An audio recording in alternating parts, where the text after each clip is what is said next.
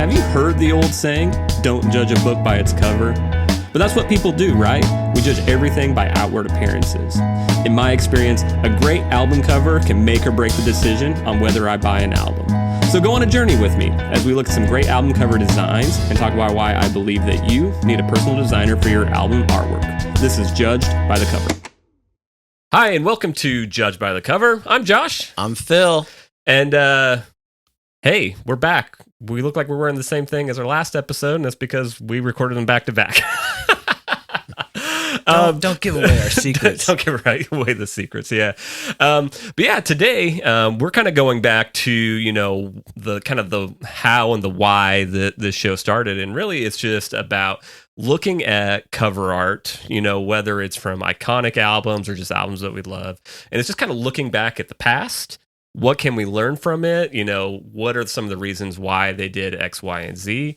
Really just kind of looking at it, trying to figure out, the what and the why. And, it's the whole thing. It's the reason why JW Creates exists. It's the whole reason why Judged by the Cover exists. And it's one of those things that both me and Phil, we love talking about, right? Yeah, absolutely. I think when you mix art and music, fashion, photography, all those elements come together. And if you get it right, if you hit a three-pointer, on your release with all those elements, people are going to be talking about your piece of art for a long time. Yeah. And, one thing we always try to do is also just tie it back to you. So, after we kind of go through this album that we're going to be talking about today, try and give you just little pieces of advice on, if you are an artist that's either thinking about a project or trying to figure out what do I do with the cover art for my project, here's some things that can help you as you approach your own project. So today, actually, my man Phil picked out this album. It's an album that he loves, and I know of the album, but never really dug into it, and I'm really excited to talk about the cover art and the elements and kind of the thought that went in behind it. It's a pretty cool one. I'm excited about it. Yeah, so the Police, we all know about the Police through their front man. His name is Sting. And, he went off to have a huge solo career. Yep. But in the late 70s, kind of like in the post-punk new wave movement in the UK, the drummer Stuart Copeland, who was an American, I think his dad was, in government work, and so they lived abroad. But Stuart Copeland, amazing drummer, incredible drummer, and now he scores films. He founded the band The Police, and they got Andy Summers, the guitar player, and then they got Sting, who does bass and vocals, and they put together this incredible trio. And this is one of those times for me. I was a young kid, and my cousin turned me on to this band. I went up to my cousin's house in New Jersey, and they're like, hey, check out this band called The Police. And I think the first record that I got turned on to was called Outlandos d'Amor. So I guess like the Love Outlaws or whatever. But I don't really speak Spanish. But so then... They could tell. Yeah, they could tell, right? But hey, this record was so full of like really cool like new wave and punk stuff. And then the next big hit that came out was 1981's Ghost in the Machine. Ghost in the Machine. I'm wearing the album cover shirt. I don't know if you can really see it, but we'll throw it on the screen. We'll throw up a graphic. I mean, I can kind of prop that up. A little ghetto. You'll never see that, but it's an LED image featuring the three faces of each band member. And back in 81, LED, that was cutting edge tech. That's so crazy. It's insane. My alarm clock in high school and in elementary school was one of those flip tile things, where dating yourself again. Yeah, I'm dating it. And then my brother had the cat eyes and went back and forth like Felix the cat. Yeah. But this is old stuff. So this record was like a high tech, there's synthesizers on it. Yeah. They recorded it in Montserrat, this, Caribbean island. And they just infused like tech with their their sound and their imagery was all high tech stuff. So when yeah. it dropped, man, then Ghost in the Machine is a cool title. Yeah. And before we get too deep into it, we're going to take a second and thank our sponsors. But I think there's also some really cool things about like where the name of the album came from too that we're going to discuss. So hang tight. We're going to thank the sponsors of the show, and we will be right back to talk Ghost in the Machine. Judged by the Cover is brought to you by JW Creates. JW Creates is your local graphic design source that specializes in cover art, logos, and websites for bands, musicians, podcasters, small business, and solo entrepreneurs. I love to hear your story and to help bring it to life through the art of graphic design. To learn more and connect with me, go to jwcreates.com, check out my work, and use the form at the bottom to tell me more about your project. Let's work together to bring your story to life through the art of graphic design. We are back talking Ghost in the Machine. So Ghost in the Machine, it's the fourth studio album by the Police. It was released October of 1981, 25 years ago now. The album reached number 1 on the UK album charts and number 2 on the US Billboard 200. So I would say probably a very successful album. Oh, big time. Right? Yeah. Yeah, so tell us a little bit about the album. Where did this come from? The band was getting they've always had like a reggae influence kind of beat, and then synthesizers came in, so they were kind of moving away. They started out as like this post-punk power trio, so it really was just like their first 3 albums was just raw guitars, bass, drums, really tight. Yeah, and super hooky. Sting, of course, is a epic songwriter with big hits like Every Breath You Take, King of Pain, and then all of his solo stuff. 10 Summoner's Tale was a huge album for him, so he is wildly prolific. But this record infused the synth, and the synth was relatively new in terms of like these records that were coming out. So this was kind of like a little turn of the page for the Police, where they're getting into these synth sounds, but they're still incorporating now some horns. And they would record in Montserrat, which if you ever look up the story of Montserrat, the studio down there, it was a place where artists would go to, just isolate. You're on this exotic Caribbean island. Paradise. Yeah.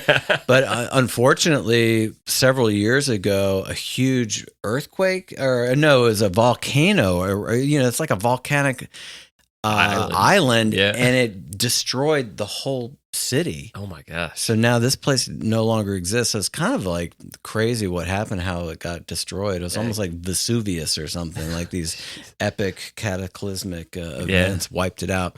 But anyway, so they went down there and they recorded it, and then Spirits in the Material World, right? That came out as a single. I don't know if that was the first single, but breakthrough, cutting edge on every radio station growing up. I was still in elementary school when this record came out, and I was just hooked, man. And I'm sure my brother actually stole my LP, which is why I don't have it. What a punk. Right, but Sting was inspired by a book called Ghost in the Machine, and it was, he's very like a heady guy. He's like he's an intellect, and so he incorporated these elements, I guess, of like humans and machinery, and brought it into the whole concept of making this record.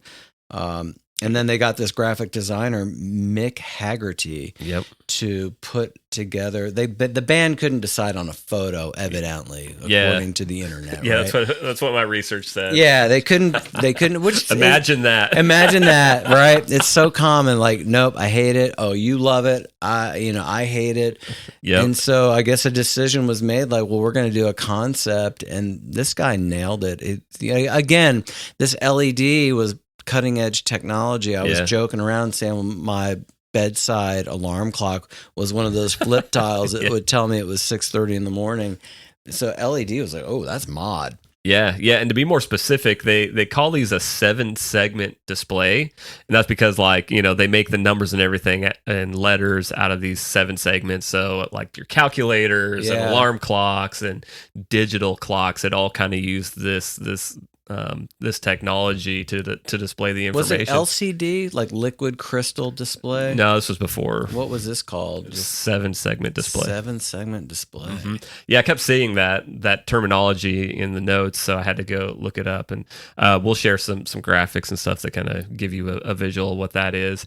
And yeah, so it's very evident when you look at it, because I mean, even if you're a young person, you know what kind of like that old alarm clock or calculator, image looks like. And so when you look at the imagery for the album, you definitely see that.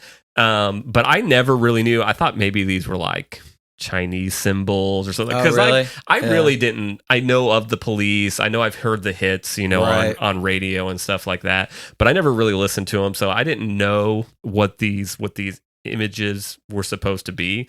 But I always got that, like, yeah, it's that digital clock look. Yeah, he actually, he had to manipulate them a little bit for the hair, which right. is interesting because they're all split off like a triad. But yeah, I mean, I got it right away as a kid because we're like, oh wow, that's super modern, to have that. You're at the record store and like, right.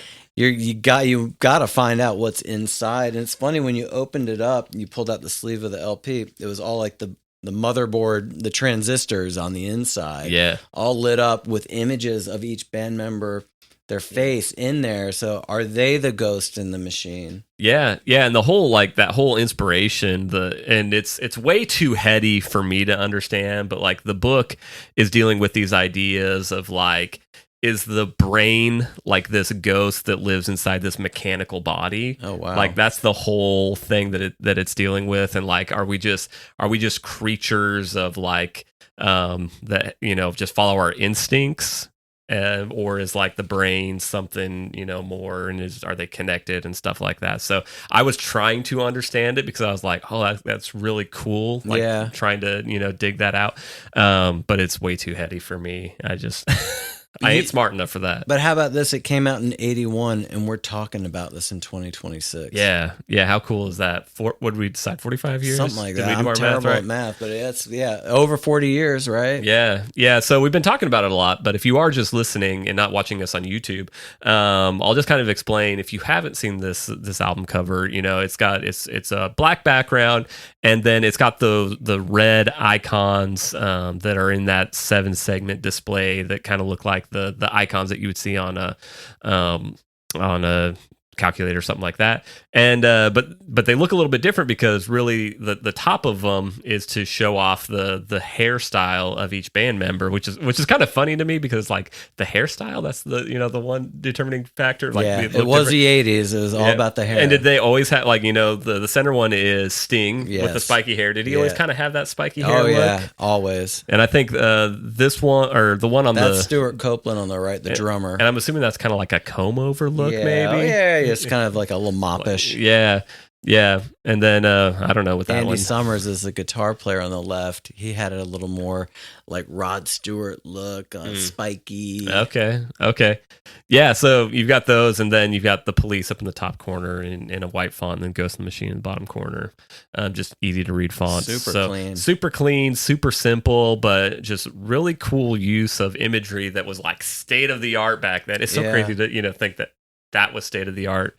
Given like what we have today, but a really cool use of that just made people excited about it, and a great merch opportunity. I mean, it's so graphic. They made T-shirts. They would make butt tons of money on this thing. They were printing cash, because I was at some of the live shows selling the merch. They were just like, is all cash.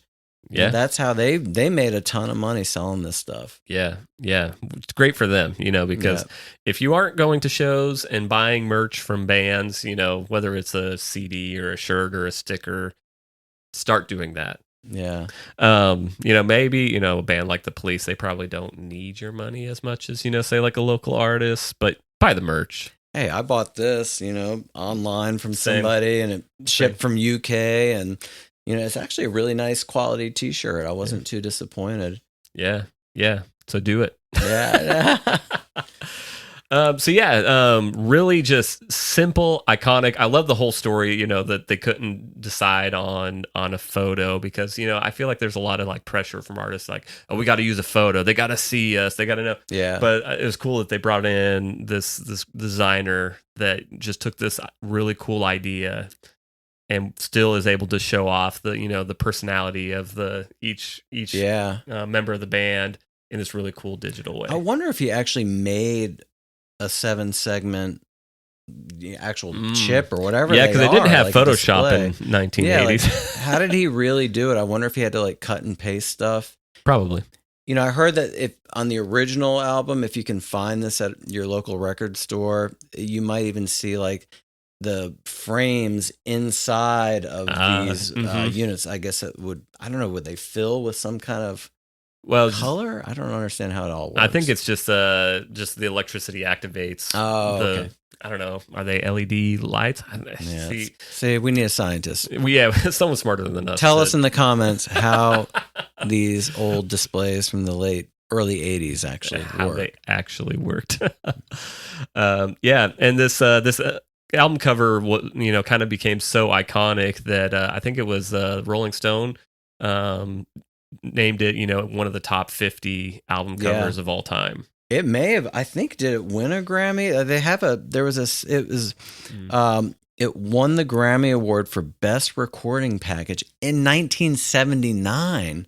So that's weird. It must have been a pre-release. Yeah, I don't know how accurate that is. You can't believe everything you get off the internet. But this, so Mick Haggerty's work has earned multiple Grammy nominations over the years, and now it's featured in the permanent collection of the Museum of Modern Art in New York. MoMA, right? Yep. So it's a big time piece of conceptual album art. Yeah. Unreal. Yeah, so it goes to show that if you are an artist that's, approaching a cover art project, whether it's for a single or an album, that you can be creative with it, right? It doesn't have to just be like an image of you or a photograph or something like that. It can really be something, simplified, abstract, and probably, something like that is going to have more lasting effect and pull than say just like a really well taken image. Yeah. And that's why I do like bringing in a graphic designer or, and a photographer, both. Yeah. It's just because a lot of times it's like, I've written the music, we've recorded it, I've lived with it for so long. I know what the musical vision is, but I don't have any idea what the visual vision is, Yeah. Yeah. And this is where, people like me come in because I love taking the idea, listening to the music, finding out like at its core, like what does it mean? What's the feeling? What's the vibe? Isn't that what the kids say? The vibes are? The vibe, man. And taking that and bringing it to life digitally, because sometimes, you may have an idea what you want, but to actually bring it to life, that's where the challenge is. And having that person that can come in and have like a fresh set of eyes on it that isn't like, this is my baby and it's got to be perfect. Someone that can be like, hey, what if? That's one of the fun things about what I do, is being able to do that and bring it to life, and just seeing the joy of like, wow, I didn't know that it could look this way. That's why I love doing what I do. And I think taking your time too. I think we're in such a time where it's like, I got to get this single out right now. Right. I'm just going to grab a stock image off of this place. And I think if you're doing yourself a favor if you really think it through, get with somebody, get with a third party that can be like, oh man, but how about this? And usually it's going to take it to beyond your expectations. Yeah. Yeah. So if you're an artist and you need some help, I'd love to hear about your project. You can reach out to me either at info@jwcreates.com. You can check out my work, jwcreates.com/cover art. You can see some of my examples there. You may see a couple Phil Highland Girlfriend covers in there. But yeah, I would love to hear about it. Walk you through what it's like to work with me, and just bring that idea to life. It's one of those things I love. It's the thing that got me into graphic design. It's cover art. It's the first love. Yeah. So. Hey, and go support your local record store. You know, Josh and I love looking for stuff, and we come across gems. Currently, I'm into CDs. I love vinyl, but man, I'm digging like the CD because I can still play it in my car. But and also do yourself a favor if you're curious about the band The Police. This is a great kind of starter record if you want. Check out Ghost in the Machine, and you know, I think almost every track is a winner. There's going to be so much. It'll be interesting. Let me know what you think. Yeah, and you know, you always say that, but it's really, you know, it's fun that now after digging into it, talking about it, I do want to go listen to this record. You know, I was never into that really like poppy 80s sound, but I would definitely love to go check out the album and be like, oh, okay, now that I know, you know, where it comes from, what it's about, it'd be cool to kind of see if you can hear that come out in the songs. Yeah, we couldn't get away from it when we were kids because we only had radio and the record store. So you'd go in the record store and the owner would be playing this record and you'd be like, oh, what's this? And he's like, oh, it's The Police, Ghost in the Machine, check it out. And the Peas. Oh, okay. Or it was just on Q94 in my hometown. And that's how you found out about a lot of your music. And yep. Yeah, and it's cool to, you know, hear that this was like a transition record for them, right? Yeah. They went from that standard 3-piece to more of like a synthy kind of 80s wave. It makes me think of a band, similar transition, but definitely different, ZZ Top. Okay, yeah. Because they were like a blues trio, right? Yeah, they were a blues trio. Yeah. And then MTV hit. MTV, yeah. And it was the album with the car on it. I forget. I should know because we talked about it. If you want to know the actual information about this album, Legs? It can't be. No, that was one of the singles, though. I'm pretty sure. Give me all your loving. I'll look it up. Yeah. But they had a very similar. That album had like a drum machine on it instead of like your traditional drums, and I think it was right around this same time frame. It was in that like late 70s, early 80s. Eliminator. I think it was Eliminator. Yeah, Eliminator. Oh yeah, that's the name of the car. Yeah, the car. Yeah. Cars on Covers. Go back and listen to it. We talked about Eliminator. But yeah, same idea. You know, they transitioned because of MTV and the rise of video and stuff like that. So very, very similar thing with that album. The guitar player of The Police was not very happy about this transition because he probably got like kind of cut out. He was kind of being replaced, and he said, I mean, I read quotes on the internet where he's like, yeah, I felt like I was just coming in to do overdubs. Man. Like Sting came in and dropped all these tracks that were pretty much demoed, super high quality demos. Yeah. And they just basically, he and the drummer did a lot of overdubbing. I'd be a little bit mad too. Right. Not to be a part of the creative process of the music itself. He missed that power trio thing. He said the raw nature of it. And then if you really get into the band, you do realize they did break up over creative differences. I think Sting went on to have a huge solo career after, I think, Synchronicity, the album I bought on CD at the record store yesterday. That was their last Police album. And it's kind of fun if you watch the documentaries. These guys just like super tense in the room. It's hard. I think it's hard to be creative with 3 people. Can you imagine being creative with a band of like 4 or 5? Right. It's right. tough. Yeah. You gotta leave your egos at the door kind of thing. Yeah. But it can be hard. Yeah. So anyway, super favorite album of mine from, you know, that era, and definitely the album art, the graphic design. I hope it inspires you to think about your own project. Like, oh man, I really do want to spend more time before I release this thing. Yeah. So definitely check it out. We'll have all the assets on our notes page. So that's jwcreates.com/notes. You'll be able to go and you'll get to see the pictures and stuff like that. And like the inner sleeve that we were talking about, that was the digital board and stuff like that. We'll make sure we have some photos in there of that. So this was just a really cool opportunity to step into a world that I don't know that much about. 80s pop. Which is like, I think that's Phil's love language. I think it is. It's my comfort food, man. It is.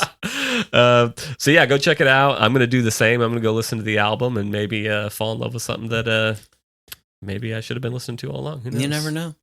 And if you have any ideas of albums that you want us to dig into, find the information, find the designers and stuff like that, let us know. info@jwcreates.com. We'd love to hear from you. You can also drop it in the comments if you're on YouTube.